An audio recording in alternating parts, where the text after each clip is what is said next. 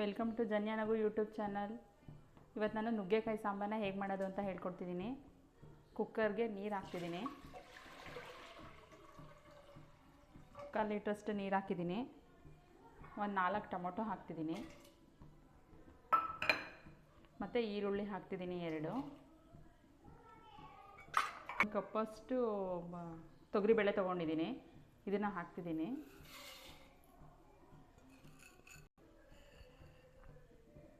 ಖಾರದ ಪುಡಿ ಹಾಕಿದ್ದೀನಿ, ಸಾಂಬಾರು ಪುಡಿನ ಕೂಗಿಸ್ಕೊಳ್ಳೋಣ. ಫಸ್ಟು 3 ವಿಷಲ್ ಕೂಗಿಸೋಣ. ಕಟ್ ಮಾಡ್ಕೋಬೇಕು.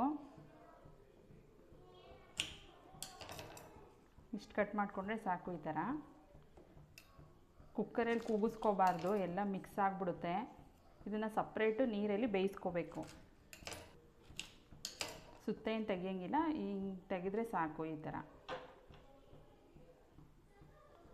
ಈ ಥರ ಕಟ್ ಮಾಡಿ ಇಟ್ಕೊಂಡಿದ್ದೀನಿ. ನೀರು ಕಾಯಕ್ಕೆ ಇಟ್ಟಿದ್ದೆ, ಇದರಲ್ಲಿ ಬೇಯಿಸ್ಕೊಳ್ಳೋಣ.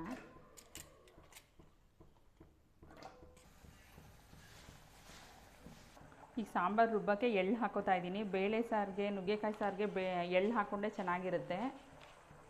ಒಂದು 2 ಸ್ಪೂನಷ್ಟು ಎಳ್ಳು ಹಾಕೋತಿದ್ದೀನಿ. ಒಂದು ಸ್ವಲ್ಪ ಕೊತ್ತಂಬರಿ ಸೊಪ್ಪು, ಒಂದು ಬೌಲಷ್ಟು ಕಾಯಿ ತುರಿ ಹಾಕೋತಾ ಇದ್ದೀನಿ. ಈಗ ಸ್ವಲ್ಪ ನುಗ್ಗೆಕಾಯಿಗೆ ಸ್ವಲ್ಪ ಉಪ್ಪು ಹಾಕ್ಕೊಳ್ಳೋಣ. ಸಾಂಬಾರಿಗೆ ಸ್ವಲ್ಪ ಹಾಕ್ಕೊಳ್ಳೋಣ, ಈಗೊಂದು ಸ್ವಲ್ಪ ಹಾಕ್ಕೊಳ್ಳೋಣ.